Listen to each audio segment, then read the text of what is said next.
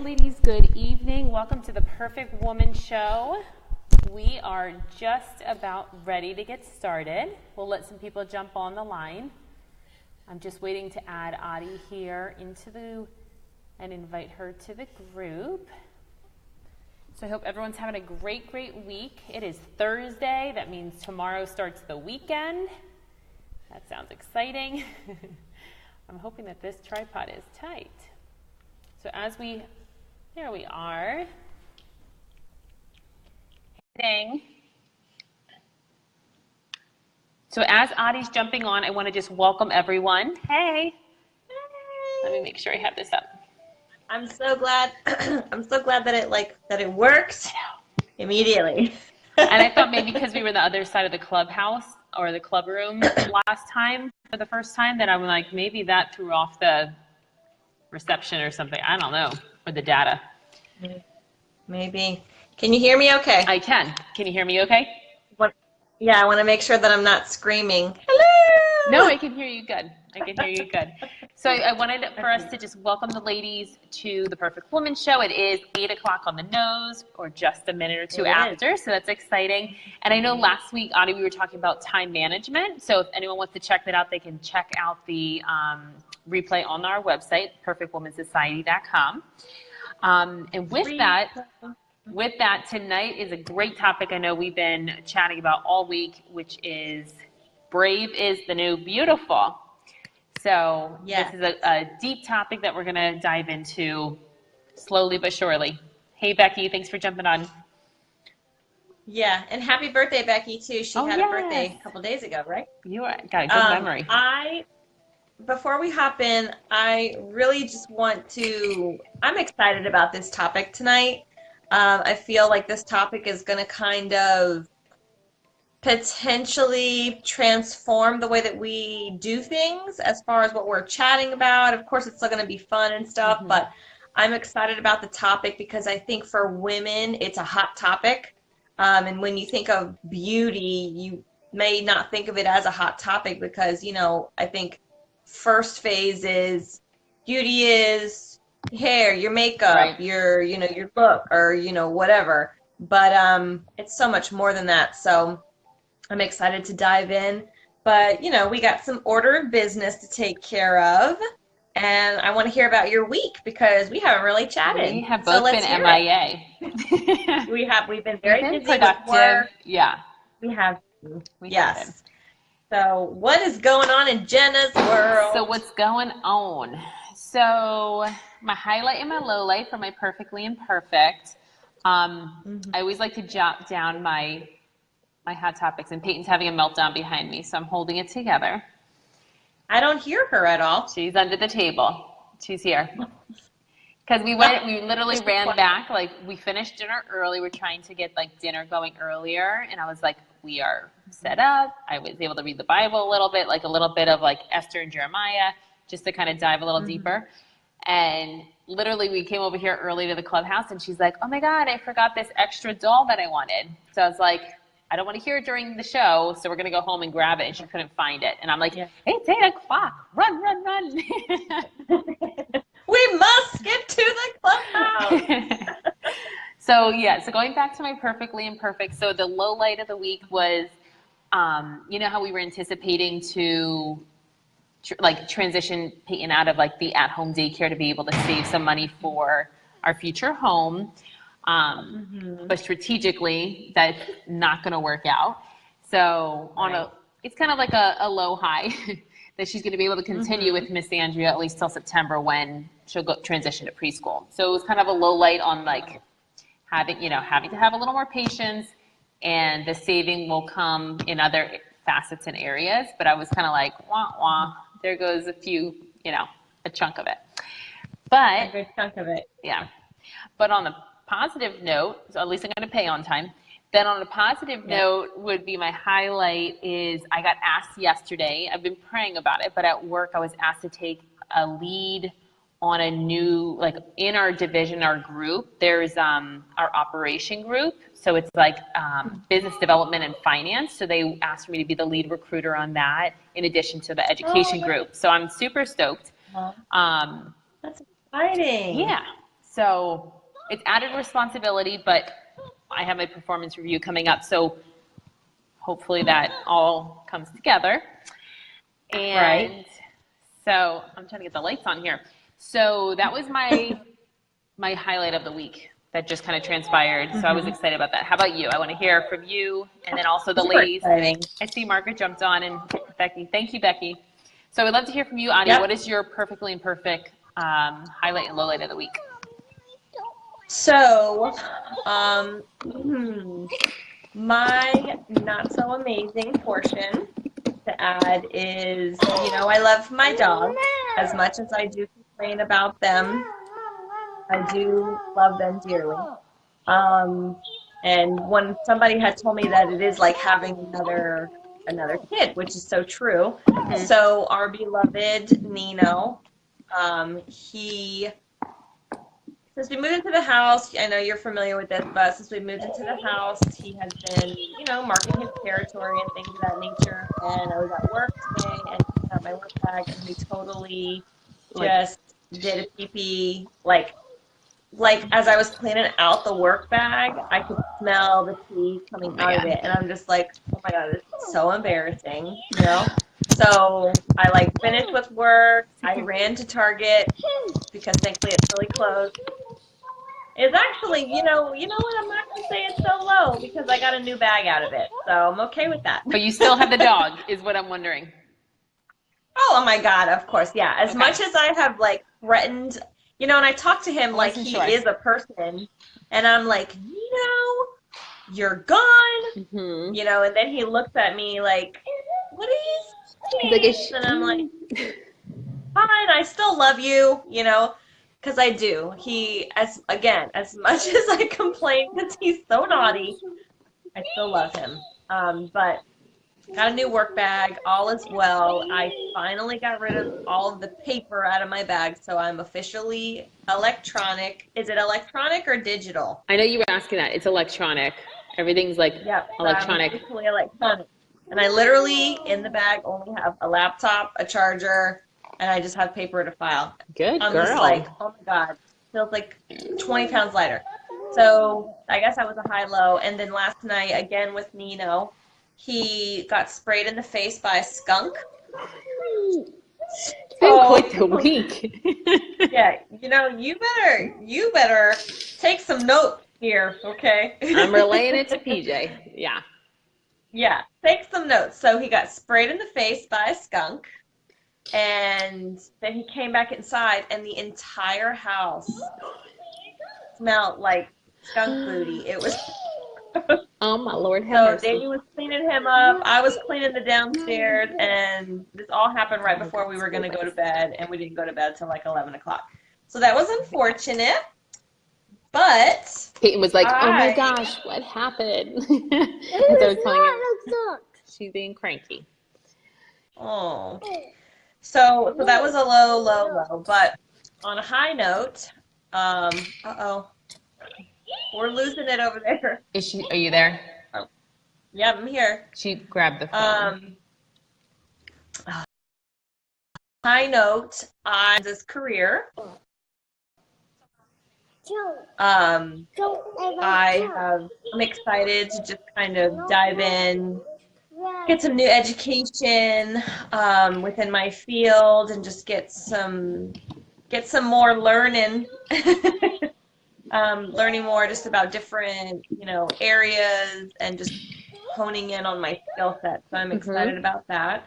Yeah. One of my other highlights was, that's a career highlight. I feel like another highlight that I definitely want to share is just within these past couple of weeks as a family, we've, grown. We're a close family, but we've grown closer together, and it's been nice because, outside of tonight, we always put the kids to bed together, and then teaching them how to pray and praying for them has been such a highlight for me. And I don't know, I just love being able to, I'm more so Elijah because Olivia still, she just prays for her food. She's like, thank you, Jesus, for my food. thank you, Nana, even though Nana didn't make it. Thank you, Nana, for my food, you know. But Elijah is really learning, and he's seeing our examples, and he's incorporating that into his prayers, which is really nice to see because Developing, he's yeah. praying for kids at his school and, you know, things of that nature. So that's always a highlight for me to be able to see in any way. Doesn't even have to do with prayer, but it's like in any way you being an example and showing your kids growth, you know? Right. So I love it. So it sounds like it's been a pretty good week for the both of us. I know Yeah. Pepe's not super happy right now, but it sounds like overall it's pretty good, right? Yeah, overall. I don't know if she's going to make it through the show because she's freaking out about this doll. Oh, and But I'm PJ's here. not home. No. He's home with Javen doing homework. We'll just walk over and keep going. We're just going to improvise. Okay. So I while would you're doing that, I'm gonna hop in. Sure. As my mom loves how we say, we're gonna hop in. And tonight we're gonna be talking about, ladies, we're gonna jump in. We're gonna be talking about beauty. We are. And I know that there's so many different phrases. Beauty is in the eye of the beholder. Beauty is only skin deep. And anything else that you can think of that everyone has heard already. Right. I'm going to try to flip it around. And, you know, Jen and I have, you know, kind of in preparation for this topic for the last couple of days. And I feel like going into this, I want to be able to share a verse. There's a couple that I want to share. So it's going to be Jeremiah chapter 1, verse 5. Mm-hmm. And this is really the breakdown, okay, ladies? So hear me out. Before I formed you, this is what the verse says, before I formed you in the womb, I knew you, and before you were born, I consecrated you, meaning I set you apart. I appointed you a prophet to the nations. So when I'm reading that verse speaks volumes to me because background about me, ladies, is that, and I think a lot of women can relate, you know, you're wondering, what is my purpose? Right. You know, what am I good for? You know, where do I fit in? And I know that it doesn't sound like it ties into physical beauty, but as we kind of go along through this, you'll see how it ties in. Mm-hmm. We're going to be taking beauty in the other side, and we're going to flip it into bravery is beautiful, okay? So it's not going to be about what's the new lipstick, and oh my god, what's the new eyeshadow, It's and not. oh my god, I just balayaged my hair. You know, it's not going to be about that, okay? So tonight is really going to be about learning how to be beautiful in a completely different way. Right. Being beautiful and being brave. So when I read that verse, Jeremiah chapter 1, verse 5, and it breaks it, and I break it down, and it says, I formed you. To me, that means love. Before we were even an idea to our parents, before we were even a speck, God knew us, created us, set us up. Okay? When I read it brings up emotion within me because I'm like, wow, God loves me enough. Hop in whenever you want to, Jenna. God loves me enough and loves all of you ladies enough to say, okay, I'm going to form this person, I'm going to form this woman, and this is what I do. Do we need to take a break? I wish I could put myself on mute, but I can't. Sorry. It's just like a behind All right, the scenes. so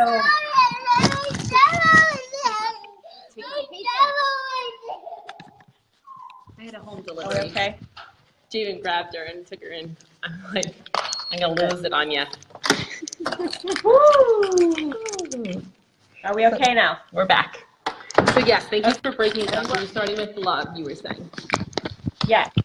All right, so we're going to keep going, and we're talking about love. Yep. And how when I read that I formed you spot in that verse, talking about love, and how whenever we weren't even an idea to our parents, we were an idea to God. Right. He already realized this is how I want Jenna to be. This is how I want Audie to be. is how I want all the other ladies out there to be. This is going to be their life, their purpose, I and love let's see that. if they fulfill it.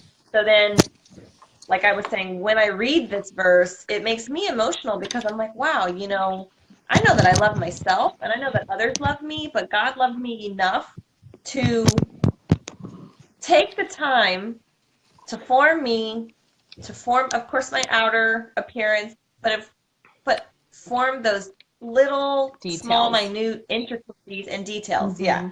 Mm-hmm. Um, and then when we move on, and I'm reading from my notes here, when we move on and we read that word consecrate, to set apart, that I'm just like, oh my God, that to set something apart means like you find favor in that. So like if you set aside a bag of jelly beans for yourself, it's Easter time almost. You're setting those apart because those are your favorite. You know what I mean? If you only like the red ones, you're going to set the red ones apart. And that's that. So God loved us enough that he set us apart, okay? And in setting us apart, he found favor in us because he knew, I'm going to prepare her, I'm going to situate her, I'm going to create her, and this is what she is going to do, okay? So that right there, just Take like it, that sister. whole Take it. favor and just like setting me apart, I'm just like, what? Oh my God, And we were So, both surprise babies. So like the fact that we made it out is even more of a blessing. and that's so funny that you say that we were surprise babies because again, our parents didn't plan us, but God did. Right. But God did. And God had a major plan and a major purpose for us that our parents didn't have. Of course, they love us and they're happy that we're here. Mm-hmm. But initially, we were not Plan. supposed to happen in their eyes. Mm-hmm. Yeah. Is So, and that's that the good that first you bring thing? that up. Did that come to your mind when you were reading through like the verses and stuff?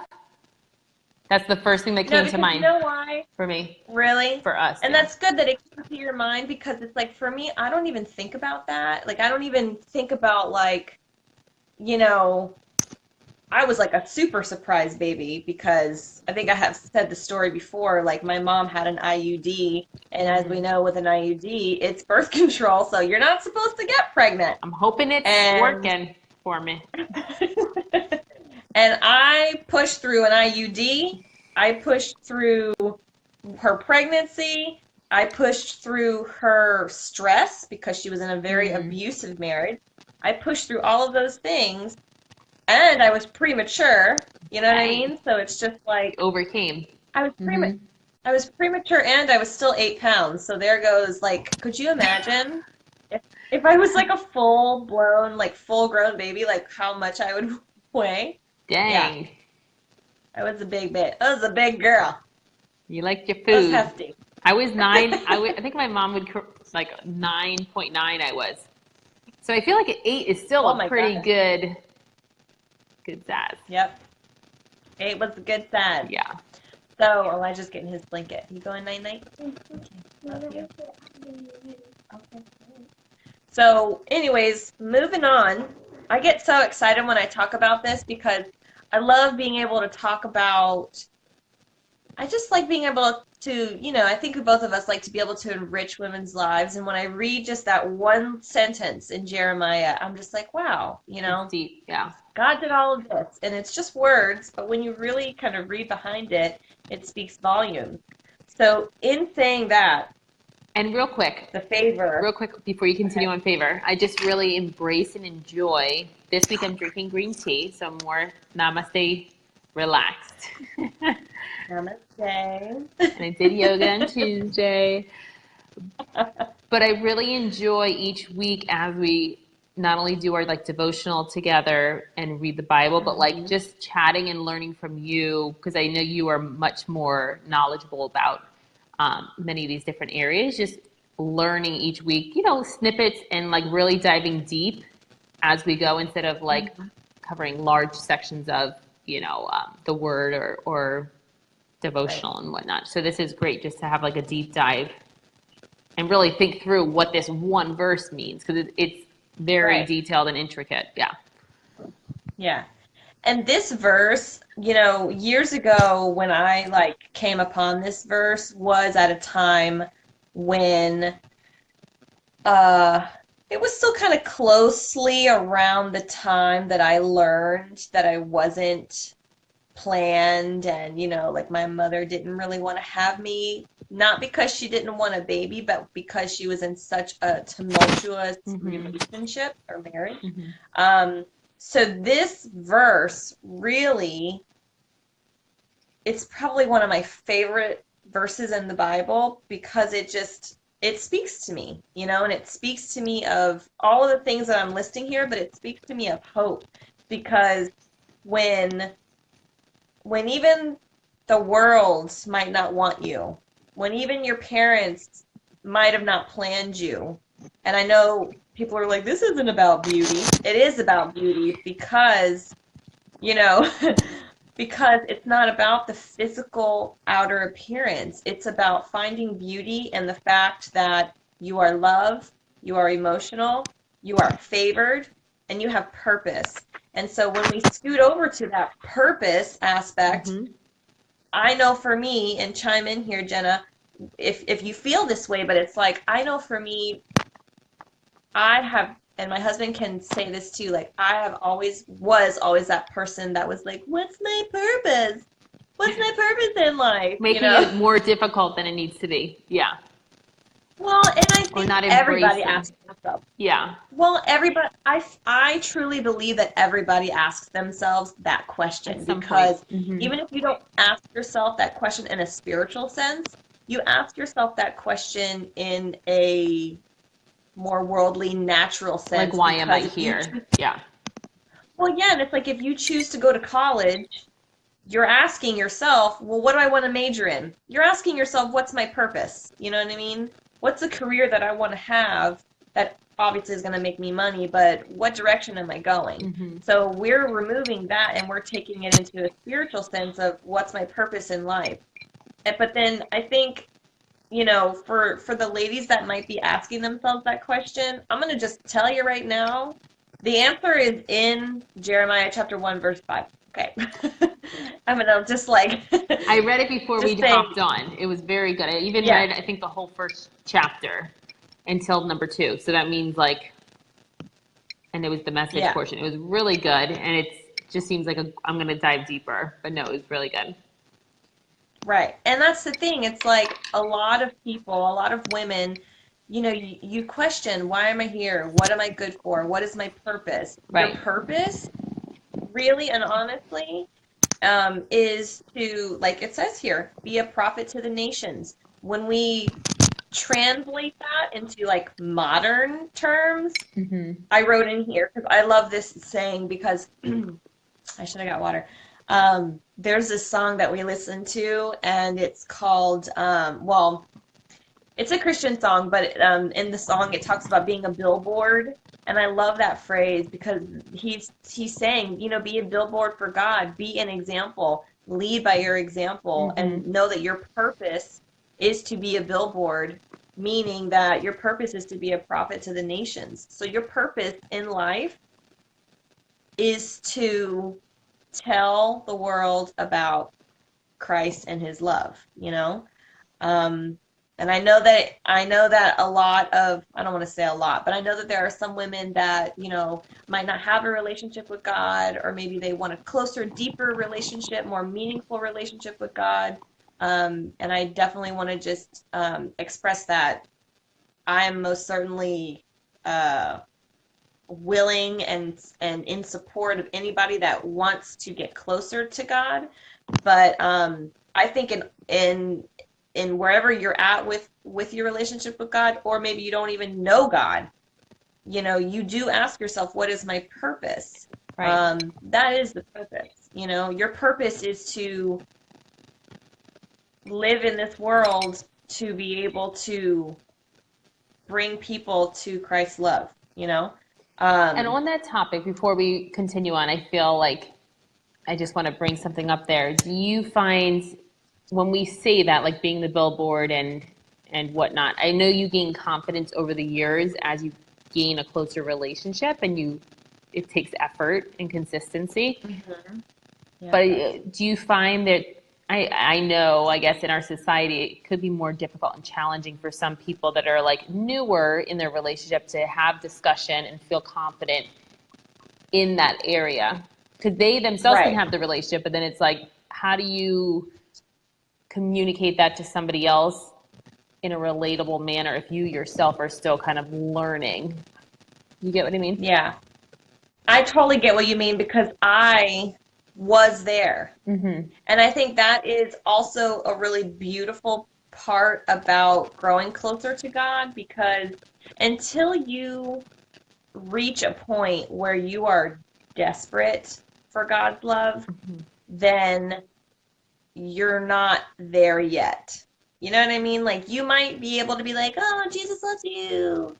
Christ died on Christ died on the cross for your sins," or whatever. You might be able to throw those statements out there, Mm-hmm. but I believe that in order to really be like reckless for God, meaning in order to really not care and know that you have to, not have to like forcefully, but you desire to talk to people about Christ's Mm-hmm. love for them, you have to be able to. There's this guy that I listened to. He's since passed away. He was an older man, amazing pastor. He created Teen Challenge, and he also founded Times Square Church in New York City. So basically what he says is, you have to bring yourself to the cross, meaning, you have to be able to pick up your cross, bear it, and walk through it and overcome whatever that cross is, Mm-hmm. okay? So I feel like once you reach that, like, whatever your rock bottom is in life, like, I have reached a rock bottom in my life. I turned to God, and I was completely uplifted. I'm at the point in my life where I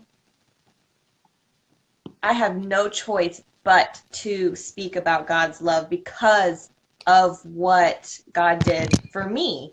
He restored my marriage. He restored me as a person. He restored my confidence in myself. He revealed to me my purpose. Lots of things. Out of me being desperate, I recognize all the gifts. So I see to myself, like your question was, what do those newer people who aren't quite comfortable Right. speaking about God? I think you have to get to a point where you are like, oh my, like, it has to be a life moment where you're just like, oh my God, I never thought that I would come out of this positive on the other side, and look at how God managed it. He made it for his own good. You're still good in the situation, or whatever is going on. Mm-hmm. So then I think at that point, whether you're well versed in the Bible or not, you're like, oh my God, I yearn to tell people about God Right. because of Your experience. the crappy spot that I was in. Yeah. Got it. You know. No, that makes So sense. does that answer the question? Yeah, it does. It does. Okay. So just going through and like, again, we're talking about beauty for the ladies that are hopping on. I see Erin just hopped on. And, again, like I had said before, I know it sounds like we're not talking about beauty, but as we kind of go forward, it leads me into the relationship between society's version of beauty. Are we okay over there?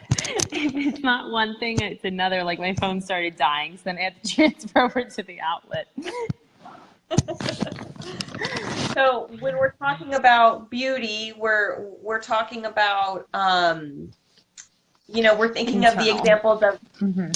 society's version of beauty, Right. and then what is God's definition or what is God's version of beauty. Mm-hmm. So of course, all of us see the society's version of beauty is, how big are your lips? How big is your butt? How small is your waist? How big are your boobs? What are your new shoes that you're wearing? Oh my God, your hair It's looks all so, like, it's material so and vague look, and it's yeah. all material, you know?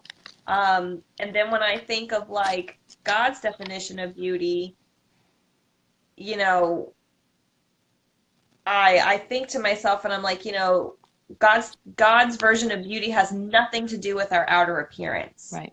And I think a lot of times, especially for women, because we want to look cute, it's like we want to look cute and I want to look And cute, there's but nothing wrong with that. I think it's just making absolutely sure not. that, and I keep talking to Peyton about that, like that you're beautiful inside and out, and then we talk about what that means. Because I definitely think Hmm. it's great to feel confident and to feel good on your outer appearance, but making sure that it's matched, or you start with like you start from the inside and work on that before you're so worried about the outside appearance, right? Right, absolutely. And for me growing up, okay, I like to give a lot of personal stories, Go for it. so bear with me, people. Growing up, I grew up always in the suburbs, predominantly white neighborhoods, Mm-hmm. actually all white neighborhoods. And I mean, I am an American. I was born and raised here, but I'm half Puerto Rican and half Iranian. You do not see very many Puerto Rican and half Iranian kids in the neighborhoods that I was growing up in, which were great neighborhoods, but I didn't look like everybody Right. else. So growing up, since I didn't look like everybody else, and my name certainly was not like everybody else's, I did go through moments where I was just like, wow, I really I have friends and I have great friends, but no matter what, I still didn't feel like I fit in, because I didn't look like everyone else. My butt was either too big or my thighs were too big, while my friends were like stick thin, whose names were Jennifer and Amanda and Andrea, and I'm like, Arazu, you know? Hey, Mom, you're killing me over here. Would people And call it's you just like Ari, or like instead of Ari? Because people, I especially the answered to the gringos, like in gringas, they don't pronounce the R. It's probably like Ari. Instead of Ari, it would be Ari, yeah. AIR. Ari. Right. And it's like, I mean, I'm going to be 35 this year and I'm so used to it that I answer to it and it's totally fine. But, that's a personal story where I think, again, I'm so passionate about this topic because I have gone through that Mm-hmm. where I didn't feel pretty because I didn't look like my blonde hair, blue-eyed friends, you know? Right. I looked and still do because, I haven't altered anything on my face. Like I still look Middle Eastern, you know? Even though a lot of people are like, "Oh, I would have sworn that you were Italian or Greek." And I'm like, it's all good. I like Italian food and I like Greek food and I like the people. So I'll take it. It's fine. And I enjoy my culture too. But, it's just that those moments that I went through, I think really shaped me in who I am today as far as Mm-hmm. my level of self-confidence because I had to work through that. And thankfully, I never had any issues. Like I said, I had friends and things, but still, when you don't look like everybody else as a kid, yeah, and I think it's great that you're sharing that with Peyton and telling her, your inner beauty is important and things of that nature. And she's a beautiful little girl and she's going to be a beautiful woman. But, it's like no matter what, you still go through those moments where you're like, gosh, I really just don't feel like I fit in because of the outer appearance. And I would say Um, on that note, mine was more so, I think everyone goes through like the awkward appearance stage, especially in middle school with like braces and all the other jazz and just wanting to be accepted, throughout school and everything. But I definitely think mhm. for me this week, like the whole bravery is the new beautiful. The big things that come to mind is like the courage, being bold and strong and courageous. Um, and, you know, finding joy and peace with your, like we talked about, your purpose and your capabilities. And you might be, God made us each unique and different, and I'm learning to embrace that and not try and be like X, Y, and Z. You know, I'm learning to own whatever my purpose is, you know, that I'm on the journey of identifying. And I've definitely have learned over the last few years, you know, what my purpose is more and more, and just really learning to be comfortable. It's an easy word, but it didn't come. Comfortable with like embracing that. So I think for me, it's more so of like accepting myself as I am, more on the inside than on the outside. I think it's more of the inner workings.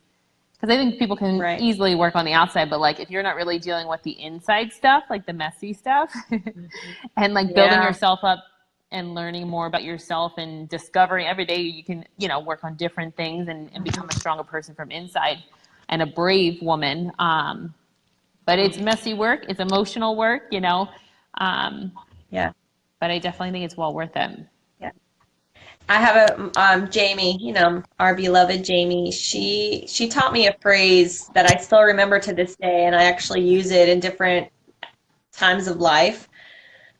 And we used to live together, and she had this phrase that she would say, like, you have to make things look ugly in order for them to look organized and well put back together. And in the context, we were cleaning the apartment that we were living in. So, you know, she basically was saying, like, you got to kind of like pull things out, you know, in order to put it all back together and make it look good, you know.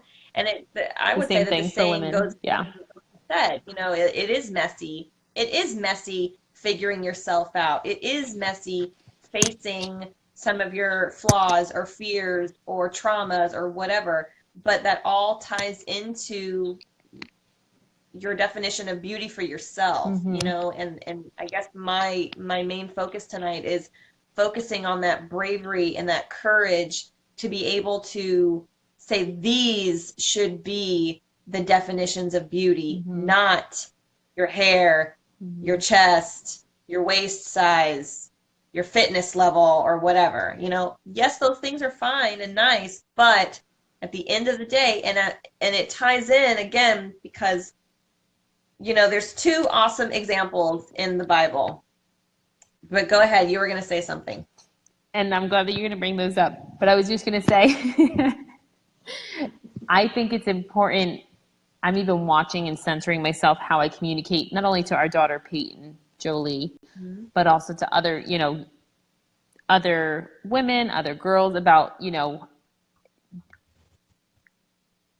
only focusing on the outer appearance. So really just recognizing them or appreciating them on their inner, whether it's about being bold or courage or, I'm going out, you know, just things, hard work and effort, whatever it is outside of like, oh, you look great today, or you look so cute today.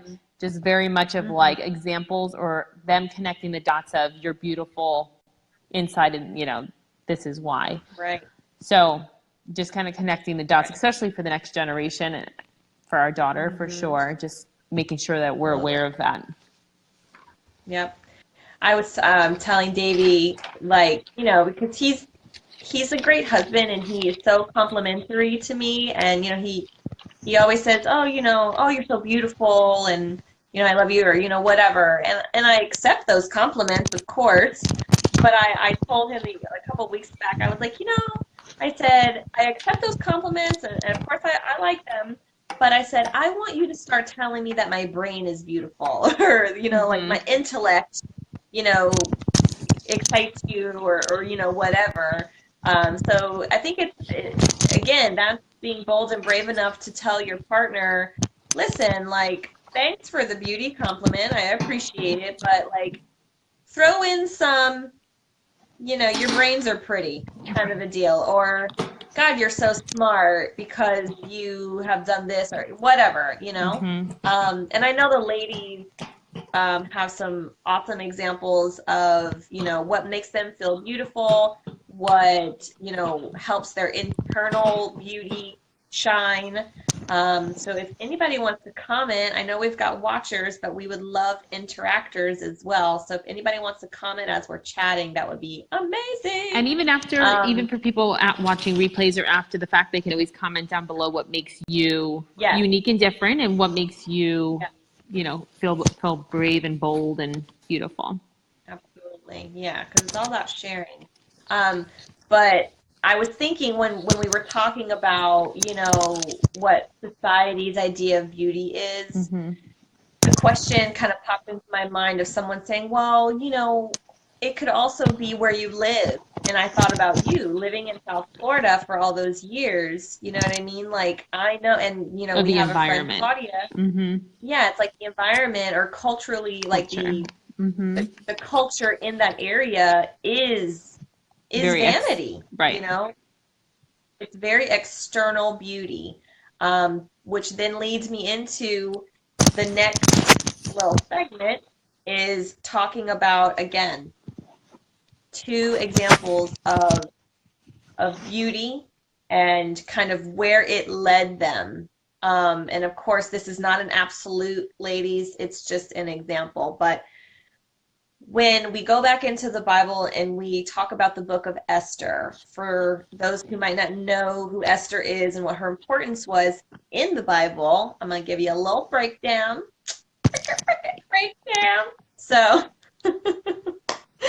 So the breakdown is that Esther, you read Esther? I browsed through. I was more excited about Jeremiah, but tonight I was like, wah, Esther, you're not thrilling me. And then I was checking out Ruth too.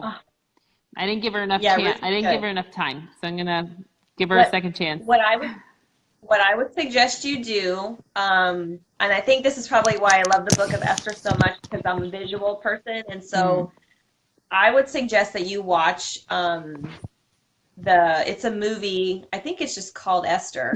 I'd have to look it up, but it was made like a couple of years ago, but it is so good. Esther. And it was a really good movie. So check out the movie. I'll see if I can get to the actual title. But so when we, again, leading into beauty, the difference between physical beauty and internal beauty. Right. So the book of Esther gives us 2 awesome examples of those 2 themes.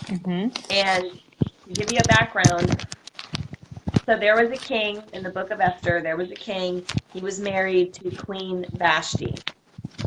I'm not really saying the king's name only because the women are really the most important thing in this segment and in this story. So Queen Vashti was his wife, and he was having a party, and so he was like, told his servants to go and get Queen Vashti so he could show her off and he could, be with her, blah, blah, blah. So she was like, no, boy, I ain't coming. You don't beckon me, and I do not run to you. So she refused him. She was very beautiful, but her insides was ugly. Were not pretty. They were very ugly. And I was thinking, and I even wrote it in my notes if you saw it, but I was thinking as I was just kind of going through and like preparing, and I was like, her insides were really dark and ugly, and there is no amount of lipstick to cover up that ugliness. So that was a key note for myself, and, just to kind of share. But, so anyways, Queen Vashti, super pretty, not pretty inside. Then, as you kind of go through the story, the king told his servants to go out into the town and bring in all of the most beautiful virgins that they could find. So, Esther was not part of their land. She was a Jew, but she lived in the land because of a family member. I think it was her uncle, her cousin. So anyways, she was kind of thrown into the mix, and then the king had these women in preparation for him so that he could choose one. And they prepared their bodies. They prepared them in oils and in perfumes and the finest fabrics and just all kinds of preparation. Not internal heart preparation, just physical outer beauty. That's all that he cared about. So then as you move on, he chose Esther. They got married. She was married to him. She found favor in the king, or, well, yeah, he found favor in her, chose her, and then he started killing off the Jews. She was a Jew. Mm-hmm. And so she, in this story, is the example and the epitome. Yes, she was outwardly beautiful, but her internal beauty far outweighed what her external beauty showed. Mm-hmm. And she was like, oh my, I'm like obviously paraphrasing because of course she wouldn't say, oh my gosh. Oh my gosh. But, With you know, accent. oh my gosh. She was like, I have to save my people, you know? So she entered into the king's quarters where she was not invited, but she entered in because she said to herself, I have to save my people. I cannot see them perish. I am a Jew, Mm-hmm. and I wouldn't be able to live with myself if I didn't do anything. So, in saying that, she entered into his quarters where he was, you know, with, I want to say that he was meeting with other men, you know, other people or whatever they were talking about. And she was like, forget my beauty, forget my female position. I must go and I must tell him to set the Jews free and tell him that I'm a Jew myself. Oh, he So didn't then know. thankfully, Okay. the end of the story, yeah, he didn't know. At the end of the story, she got what she wanted. He spared the Jews, you know. But just looking at those two female examples of Queen Vashti, who was very outwardly beautiful but internally ugly, Mm-hmm. and Esther, who was initially basically, and I don't want to say she was a nobody because she was somebody in God's eyes because he had her purpose and he did make her outwardly beautiful, but her internal beauty far outweighed anything that her external beauty could have ever done for her. Mm-hmm. And she didn't even care about what she looked like because she thought, I'm going to tell him that I'm a Jew and I'm going to ask him and plead with him to save my people. And she said, and I don't care if I die or not, you know? So putting all of that aside, she went with her heart and she did what she felt was right. Mm-hmm. And it worked out for her in the end. So do you have any questions on that? No, I find this I feel interesting. like that was a lot of information. No. I find this very interesting. Those are good examples of what we're talking about, of like starting at the root of the inside and making sure Yes, that's beautiful before you're worried about the external. right. And the other thing I think So, with that, Adi, real quick, is like even being able to communicate, because that's something I'm working on, of like communicating to others, not only what you feel inside and what you're working on, but like communicating and being brave and courageous in right. sharing that, being comfortable and confident in sharing who you are with others, whether it's friends, partners, spouse, family, Right. coworkers. Anybody. Yeah. And you know, and that's something like for me, you know, and I think it has to do with like entering into my third, like I'm going to be 35 this year. So, you know, my mid 30s, I feel, and I know you and I agree on this, but it's like as you, I feel as I'm entering and going into my 30s that I am more willing to just say what I want to say. And you don't, it's not that I don't care, because of course I would never want to offend anybody or hurt someone's feeling. However, I'm less worried Mm-hmm.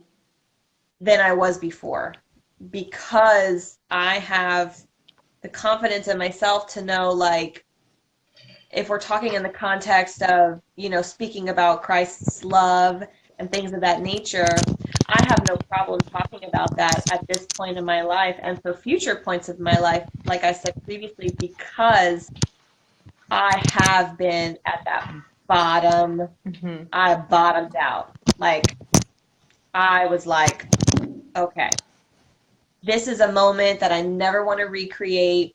I recognize that God was the only one that lifted me up. And so now I'm at that point where I have no issue in speaking about his love and sharing it with other people, you know, and taking that beauty and bravery to do that. Because it is like to talk about God's love, you have to be brave. Right. Because you have to know that some people are not going to, some people aren't going to want to hear it. And I feel for me more so than just always saying like, Jesus loves you, Jesus loves you, Jesus loves you. No, it's more like I like to lead by my example. I want to be a woman filled of grace and of dignity, and I want to be able to let that shine before any of my words. You know what I mean? Because people forget your words, they remember your actions, you know? I agree. So I always want to make sure, like I said, that I'm leading on the bold foot and on the brave foot, and in any aspect of life that I want to just take it head on and feel like that's my portion of beauty because I'm strong, you know. But I did want to lead into something else, unless you had another little No, that would be good. thing. So talking about Esther and that whole situation and the differences between her internal beauty compared to Queen Vashti's beauty, then we kind of go into God's idea of beauty and how it should, or how it does deal more so with matters of the heart. And, you know, as I was kind of going, go ahead. No, I was going to ask you to share about the idea of the matters of the heart and starting the blog and all of that, just to kind of spin into that when you're ready. I was going to intro you. So, you know, as I was kind of like setting this whole topic up and stuff like that, I was kind of thinking to myself, you know, in the Bible, you know, they have their, just kind of like how the society that we live in today and what people focus on. You know, now we live in social media, right, but we do live in a whole lot of other negativities and things of that nature. And, you know, it could be said the same thing in you know, times in the Bible where, you know, the people focused on the female's outer beauty. I mean, there's other, you know, women in the Bible who were prostitutes and who, you know, kind of, like I said, led with their external beauty. Right. But then whenever they were at their bottom to bottom pit, they found God. And God was the only one that lifted them up, and that's why they went through. I mean, we're talking about Mary Magdalene. We're talking about, and I'm throwing out a whole bunch of names, but it's like Sarah. Like there's so many. Ruth. You know, there's so many in the Bible that are amazing examples of women who were profoundly internally beautiful because God brought them out of something humongous, and they led, you know, with their heart, and they didn't care about anything else. And this actually reminds me of, I wanted to ask you on your thoughts that most people that encounter Christ or God, it's usually through a challenge or something that they're trying to overcome. Do you find that's more prevalent than the people that are just like testing the waters and want to learn, they're curious to learn more? Do you find that people are kind of like down and out, or they're experiencing trauma or issues or a loss, and that's when they are more open and willing to believe in something or a higher power? That's a good question. And the way that I would answer that question is every single person in this entire world has gone through trauma, has gone through low points in their life, and will go through trauma and low points in their life in the future, because that is just the makeup of life, you know? So, yeah, there are people that can come to God when nothing is going on in their life. But the question has to be asked, do they stay in relationship with God when all things are going okay? I have, you know, and again, I'm only one person, but I feel like, yeah, you do lean on God more when life is real crappy. But it's all in your mindset on where you decide to take that relationship with him. Do you take that relationship with him as, okay, this is this is going to be my life from now on, no matter what happened. Like for me, I was in a low point in life. God brought me out of that, restored my marriage, did a whole bunch of other amazing things. Now my mindset has shifted and it's changed. So yeah, those negative points happened, but the blessings that I got out of it is now I get to have a relationship with God, and I can be thankful for that relationship because of the moment where he and I re-met each other. So I think, yeah, people can come to God when nothing is going on, but where do they take it? Where do they take the relationship? Do they just say, well, everything is great, so God, I'm only going to call you when I need you? Right. Or do they say, I'm going to live my life in relationship with God? And even outside of that, I mean, it's not even just about the relationship with God. Really, you should be building yourself up as a person so that you can be strong enough to support those that don't know God and that need God in their lives. Because that's the whole point, you know?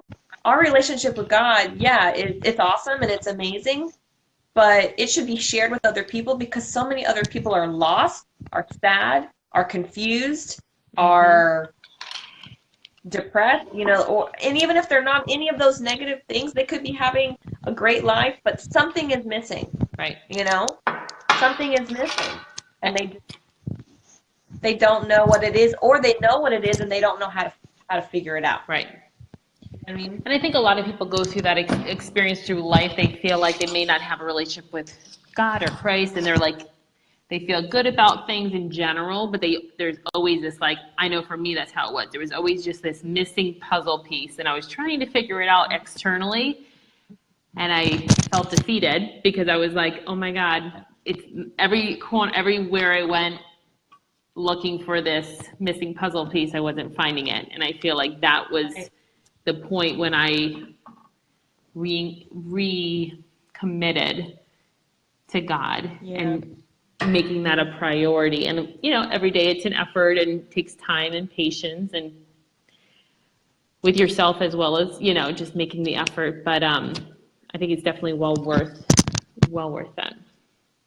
Yeah. Well, and the stage that you're in right now is you're building your personal foundation. You know, you're building up your relationship with God. And really, I mean, it's just like any other relationship, you know? You have to water it. You have to nourish it. You have to be present. You have to communicate. You know, you have to learn. It's the same concept. But the thing is that I think a lot of times people want that instant gratification, or they want that, you know, that I probably won't even get into that topic because that's like a whole other topic, but they want the instant gratification. I'm just going to leave it there. And that's just not how, I'm not going to say that's not how God works, because God works however God wants to work, but it's not about that, you know? When you're in a relationship with somebody and they don't text you or call you back, like, it's not because they hate you. It might be because they're busy, you know? So it's the same concept. It's like, it can't be this instant gratification. It has to be a relationship grown over time. So the spot that you're at right now in your relationship with God is you are building the concrete slab. You are getting to know God, and you're getting to know yourself through God's eyes. That's like an amazing spot to be at, because there's so much to be learned, you know? You haven't had to deal, and I hope you never have to deal with there's never any negativities whenever it comes to God, but it's like, you know, the people and the confusion that it can bring. Like, that's when you see, and again, in any regular relationship, there's trials and tribulations. So you really have to just maintain yourself committed, you know? And I think it's because, just like working out. I know, and I think because the relationship piece comes a little more natural to you, like the human relationships are a challenge for me. So imagine having a relationship with somebody that you don't physically see. So but you feel, and Yeah.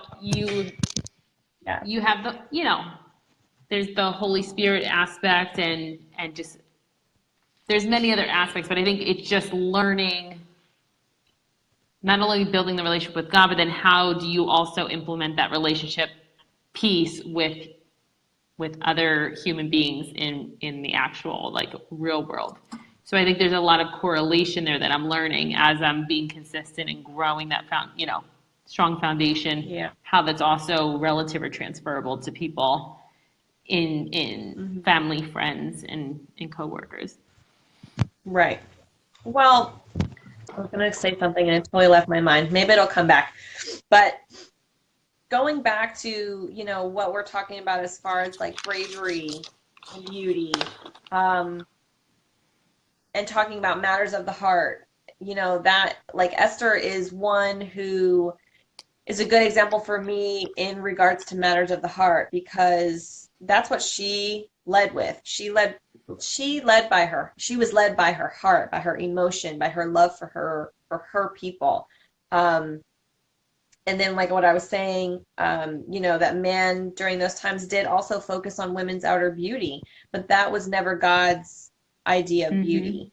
God, makes us and forms us in his image, and whatever that image is, everybody looks different. Right. But I think what I was going to say, I already talked about Esther, but okay. So I'm now going through that my I'm notes learning and I'm more like, and more about Esther, I definitely am learning she's growing on me. I didn't it's give an her, I'm amazing going to go story. back to her chapter. Was Because I it her didn't, name? her chapter, Esther, Easter, I don't know. Esther. Esther. I mean, read it. It's such an amazing, and I think that's another thing, that's what we teach Elijah. Like, he has this little Bible that was gifted to him, and he loves to read that thing because it's a kid's Bible, so it has pictures and stuff Right. like that. But I said, Elijah, this book is probably one of the most important books you will ever read in your life.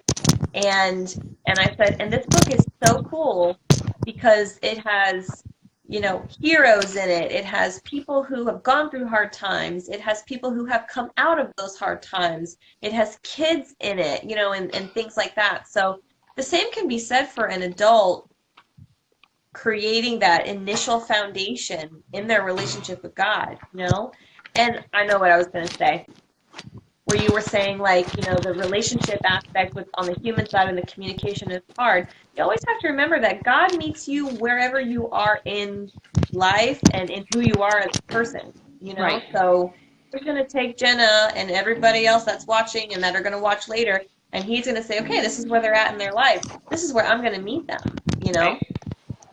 So, and then you just keep building from there. But I mean, I think overall, I know we talked about a lot of things, but I think for me to just kind of sum it up as far as when we're talking about beauty, initially I said that this is not going to be like a typical conversation on beauty of what's the new MAC lipstick and, where did you get those jeans? I can have those conversations, and I know you and I definitely can have those conversations. But tonight wasn't about that. Tonight was about what does your heart look like? Where are you at in relationship with God? Do you know God? And if you don't, the support is here. The journey that I know that I'm willing to walk with anybody who wants to know God is here. And I don't know it all, but I think that's just the fun thing about learning and about life, is that you just do it along the way, So that's what I feel like my inner beauty is. I feel like I want to make sure that my heart is intact and it is as beautiful as possible, because I want to be able to offer that to anybody else that comes in my path. I want them to feel comforted and to feel supported when they're with me. Mhm. That's my idea of beauty. What is your idea of beauty? I just thought about that. I'm like, what is Jenna's idea? What is the ladies' idea of beauty? Let's We hear. would love to hear Because I from feel you, like, ladies. Feel like we're yes. having a slumber party. I always like slumber party gear. I would say it's similar, but I know you embrace more of that personal relationship, which I enjoy. I'm learning to embrace and enjoy as well. But I would definitely say just providing when I'm with other women or other individuals in general, I also want to have a heart full of strength and feel like I can teach or share with others that you can be comfortable in your own skin and being speaking your mind and communicating, what you personally need, your needs and whatnot. So I think it's just understanding. What was the initial question? I'm getting heat flashes over here. How do you? I've What literally is your been idea? my idea of inner beauty. So I would say it's very similar to yours, but probably just a little bit different angle, just because I know naturally you have like more of that relationship building. But I would definitely say supporting women, uplifting women. I keep saying women, just people in general, but definitely I have a soft heart for women. Because I feel like they need the extra love and nurturing because we're so used to taking care of others that we need somebody that's Yeah. gonna be there to support us. Um, but I think just like you said, being anyone that comes in your path, just making sure that you're available and you're willing to share your story and your testimony with others. Because I think just people love stories, whether it's in Mm-hmm. about God, whether it's in the business world, whether it's in friendships, like women, we especially love details and color and Yeah. stories. So I think anytime that you can relate to your trials and tribulations with others, there's a relationship or you have something in There's a common. connection. There's a connection. Yeah. Absolutely. And that's something that I honestly, like, I learned that from you. I learned that sharing stories and being transparent is not a bad thing because I didn't do that years ago, you know? It's a lot easier for me now. And like I was saying before, like reaching into my 30s, I've gotten real comfortable. And like I said, also, it's not that I ever want to hurt anybody or offend anybody, and I don't feel like I do, but I just kind of think like, I'm gonna speak my mind, and as long as I'm this probably sounds negative, but it's like as long as I'm comfortable with what I'm saying in the boundaries of like I said, making sure that I'm not being offensive. Mm-hmm. Even if I have to speak to somebody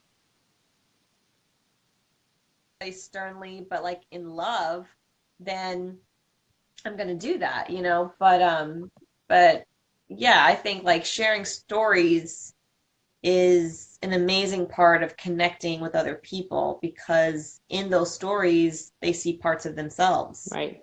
you know, and they can relate rather than me just reading my agenda notes, you know, and just talking about books of the Bible, you know, those are all great things, but until they can hear our stories of what is our idea of inner beauty versus outer beauty and we didn't really even talk so much about like what do we do, and maybe the ladies want to chime in now or after, but what do we do on a daily, weekly, or however often basis to continue our confidence in ourselves? Mm-hmm. I know for myself, I find my confidence in my relationship with God, but also I find my confidence in reading the word and like not. Are you okay? Yeah, I'm like sweating because I keep relocating to get the light back on.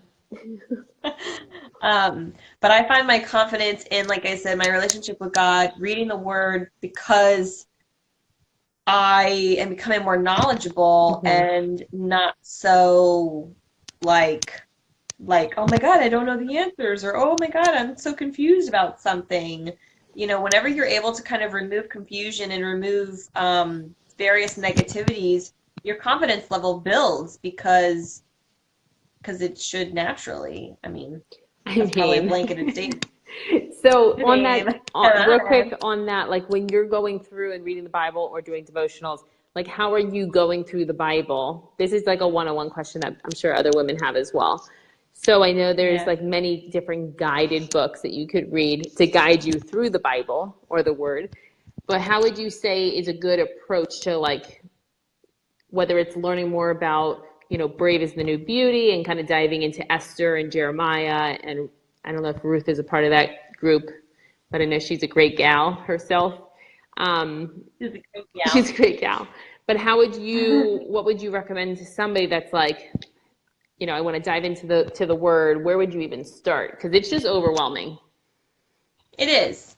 It is because, I have tried reading the Bible from the beginning. Me too. And I've never made it through the entire freaking thing because it is so overwhelming and the stories don't match. You know what I mean? Like they don't match up. Yeah. It's not like a chapter book. It's not like a chapter book that leads, the last chapter leads into the second chapter. It doesn't work that way. So, some people might debate me on this, but personally, I don't like reading the Bible from the beginning to the end only because it's not easy to read. What I do, and I know also a lot of people, and I'm not trying to bash anybody, but hey, I'm going to be 35. I'm going to say what I won't say, okay? A lot of people. I love that our accents change. I'm like, where is she from? Where's that new gal from? Arisul.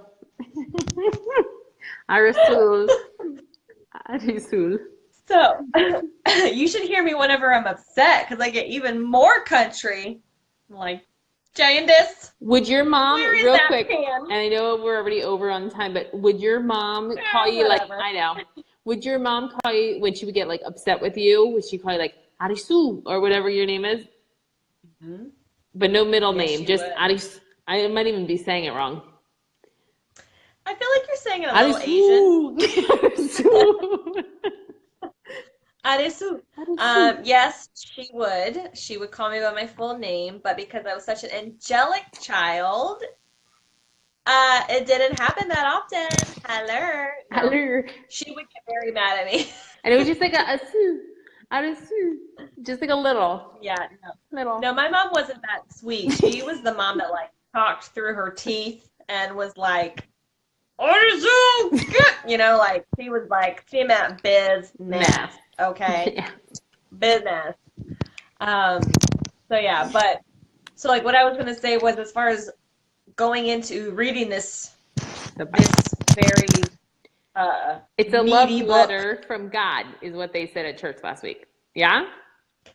Well, I mean, not really. I don't think so. Maybe Psalms is a love letter from God. But like, I mean, there's a whole lot of death in the Bible and a whole lot of like debauchery. I don't think that that's a love letter. Okay. Maybe they were trying to make it inviting for people that haven't started. What they do behind closed doors, okay? Different story. But I don't think it is because, I mean, I think overall, yes, God's love is for us. He gave his only begotten son to die on the cross for our sins. That's the ultimate sacrifice, so that is the ultimate love. But when we're talking about like death, destruction, I don't know. Does it fall under the same umbrella of love? I think so. Okay. But so then the other thing you had asked me the question of like, how do you read this darn thing? I don't read it front to back because that's hard. Okay. The other thing that I don't do that I know some people do is they just open the Bible and they say, Lord, guide me. And then they just put their finger on a verse and then they say, Lord, you spoke to me. But, I mean, you put your finger on a verse and it could be like, a death and destruction verse. And you're just like, yeah, that's not for me. Close the book. It's like you can't say Lord speak to me and then it's death and destruction and you're like, yeah, no, that's not it. I'm looking for some that don't work, you know, so I definitely would recommend not doing that. Um, what I would recommend is I know you and I love this Bible app. It's called YouVersion. I Mm-hmm. love that Bible app. For those of you who do not know the app, get on your phone and download It's it for because it is free. amazing. It's for free. And the reason why I like it is because it's very user friendly. And it has the Bible in there, so it's All the different electronic or versions. digital. Hmm. I'm not sure That's a what term digital we have because it's an app. landed on. Digital. It's digital. So it's got the Bible, all the books and all the verses. And then it also has devotionals in there and studies. And you can literally just go in and be like, I'm feeling stressed. And you can just click on stress and it will just give you all of these studies and devotionals on, how to walk you through and support you through that moment in your life. Real Trisha quick. asked, what's the app? Oh, okay. U You version. version. YOU. Yeah. Let me see if I can type it YOU in. version. And the picture is just a A picture of a brown brown Bible. Holy Bible. It says Holy Bible. Um, so it's an amazing app because it really just like walks you through anything that you could be going on. Yep, there you go. New version. Yeah. It could be, whatever's happening in your life. So I really like that and I enjoy it because like Davy and I, we do like our marital devotionals on there. And it's nice because you can type in your notes or your comments and, him and I will read it, whatever it is for the day, and then we'll kind of type in a cute note or, something that we, are going to promise to each other, whatever, to strengthen and build up our marriage. And not even just our marriage, but our friendship with each other. Hold Um, that. Did you see I commented and I haven't gotten any comments back? you commented the one. I thought it was just like a note for thought. Oh, it was. It kind of was. I didn't know if I was looking like for your note back because it's my first week doing that. Oh, gotcha. So I was like, you're Okay. leaving a sister hanging over here. I don't know what's going on. I thought it was just like, hey, It I like was. this. It kind of was. It was passive. It was passive. Passive. So, but definitely, we're gonna do more devotionals together. So I'm gonna one finger comment, do it like that. So yeah, I love that app. It's great. It's awesome. That I feel like is a really awesome start to building a foundation. Yep. Even if you've been in a relationship with God for many, many years, it's an amazing app for anything that you're going through in life. And then, I mean, they have videos. They have, like I said, they've got the studies, the devotionals. On all You different can topic invite areas, friends, which is great. Hmm. all different. I mean, like all different. I think they even had like devotionals centered around like athletes when it was like Super Bowl time. So, I Yeah, mean, all different subjects. they keep it updated. It's a really good app and I like it because it's modern, and it's on your phone. So it's like, there's no reason for you to say, oh, I just don't have Or I time didn't bring it to sit down and along. read. Yeah, I didn't bring my devotional Yeah, like along. It's always with you. And everybody has their cell and phone. real quick, every day, doesn't it pop up with like a post of the day of like a verse, which is Yep. nice with a nice little background that you can then copy onto social media or share. I've seen people share it with their followers. Yep. Yeah. Yeah, it's a really good app. So that's something that I would just say, like, go in, check it out, if you're interested, and just use that for your own personal growth. Um, and then I think another thing that people sometimes forget, um, especially because in the time that we live in right now, and it's something that I've gone into study about recently, is like seeker friendly churches, meaning like it's a watered down church, it's lukewarm. So they're really not providing you with the tools necessary to live life Hmm. in relationship with God. Um, it's just very basic. And I think nowadays people are not feeling that conviction, and they're not praying. That's a huge piece of the puzzle, you know, and that when I'm talking before about in any relationship that you are in, you must have communication because if you don't talk, then your relationship is pretty much just as good as dead because you're not talking, you know? So prayer is your communication with God, you know? So I think in those moments when you're kind of like, God, you know, where do I want to place my study?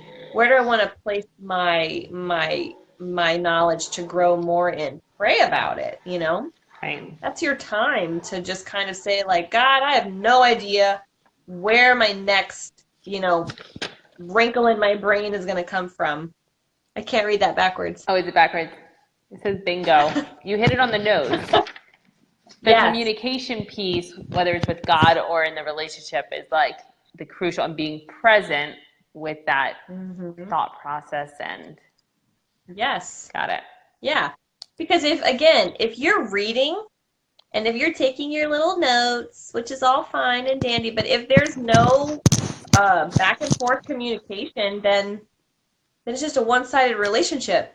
And God is like, hey, I'm here. But if you're like, sorry, I don't have time for prayer, I don't have time to talk to you, then there's going to always be a division, you know? Um, And I also that can feel like you be can communicate throughout the day, whether it's good things, bad things, trials and tribulations. It's like a constant go-to absolutely. versus Yeah, like, oh, I prayed in the absolutely. morning or I prayed before dinner. You know, that's just Mhm. not quite enough. And that just takes you into the whole ritualistic side. Well, I did my prayer, then it's like it's not a checkbox off the list. You know, when Right. you're in a relationship with somebody, like if you're in a marriage, let's say if you're in a relationship and you're not married, whatever. Hmm. Like if you're in a relationship with somebody, they're not a checkbox off of your list. Oh, well, I said hi to you, so I can check that off. Oh, well, again, if you're married, oh, well, we were intimate today. Check. You know, it's not like that. It's just not. It's got to be something that you nourish. Right. You know, it's got to be something that you are mindful of and that you want to be in that communication with God, you know? So that's what I would suggest. Prayer, YouVersion app. That's my go-to. That's what I enjoy. Um, and then I think through that prayer, you're going to hear God speak to you, and you're going to hear, you know, the direction in your study. You're gonna know what direction it is to go into. Um, Real quick, so the, for for me with the prayer piece, sometimes it also helps to write out or journal. What are your thoughts on mhm. something like that, just to get your thoughts out with the prayer, but then also kind of writing out to express? Because a lot of times we have a lot in here, and then it's kind of walking it through and better communicating it then, I guess, in prayer. Just like getting it Yeah. all out. Do you journal? I mean, I write. I do. I don't want to say that I journal more so than I take notes. Well, I just put it in yeah, like a I don't. journal. It's a notebook that I call a journal. Well, it's a journal. If it's paper, then it's a journal. Like it's a journal because you're writing your thoughts and you're writing your note. You know, you're writing your thoughts. You're writing your emotions Right. down. And I feel like for me, when I'm doing like my Bible study or my devotionals or whatever, I will definitely take notes because there are things that chime into my brain that I'm like, oh my God, if I don't write this down, I'm definitely going to forget it, you Right. know, because life happens, and responsibilities need to be upheld. But I know like if I do have a thought in my mind of something that I want to share, like with the ladies of PWS and our future topics and things like that. I've got you know I've got things written down of like, okay, this is a thought that I just had. It's gonna release itself from my brain if I don't write it down. Right. So those will be things that I will write down. But as far as like a daily journal, I I don't do that, but I think it is a great thing. It's just not an outlet that I need. But I know how wonderful it can be, Hmm. you know?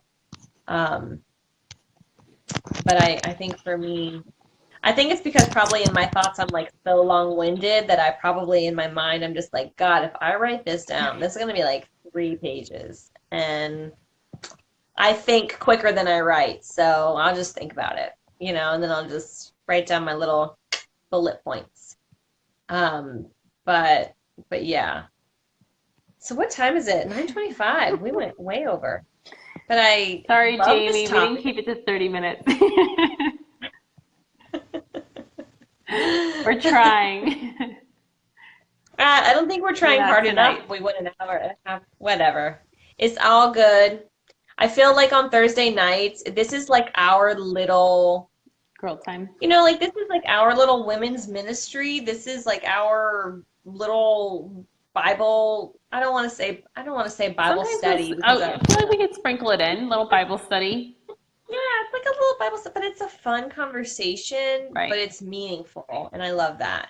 So I'm really hoping that the ladies will comment or, share or whatever, but it's just nice to be able to just kind of like have your focus on the topic and I hope everybody got something from it.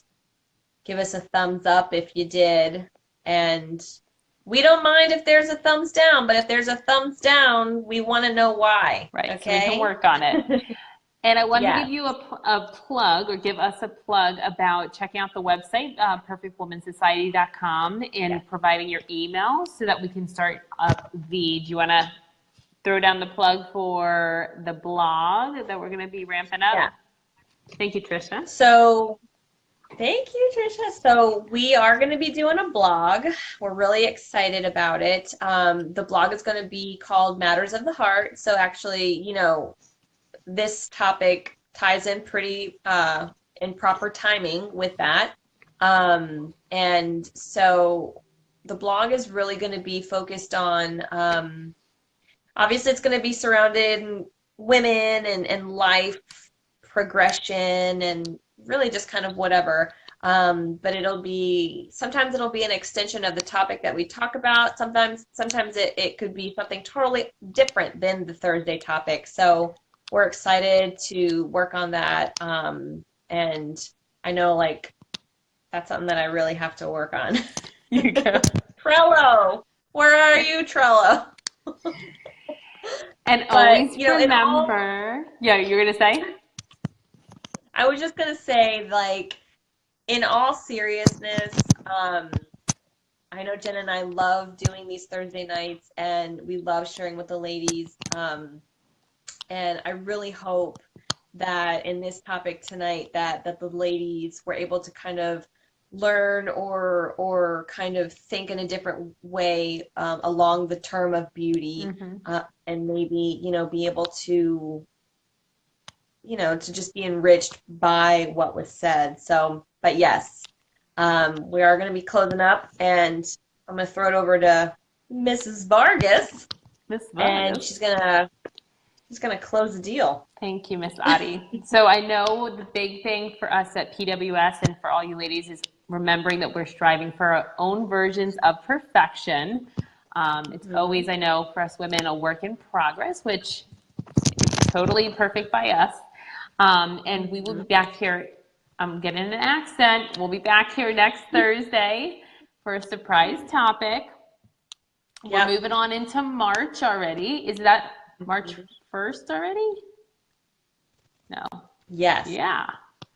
So that's Yeah. exciting. So we'll see you for the surprise topic. We'll be posting for March's topics coming up in the next few days. So stay tuned. We'll see you next Thursday here at 8 p.m. Eastern. Any final words that you wanted to mention, or we're wrapping it out for tonight? I think we're good. I just, again, thank you, ladies, for being along this journey with us, for hopping on Thursday nights. Invite your friends. And definitely, I agree. We are all striving for our own version of perfection. And, we're all here to support each other along the way. So, with that being said, it's time to go to bed. It's a wrap. That rhymes. Last week we're dropping mics. Tonight we're going to bed. Oh, yeah. No more dropping mics. It's just like snore time. Good night, ladies. Thanks for joining us. Bye-bye. Have a good weekend. Bye.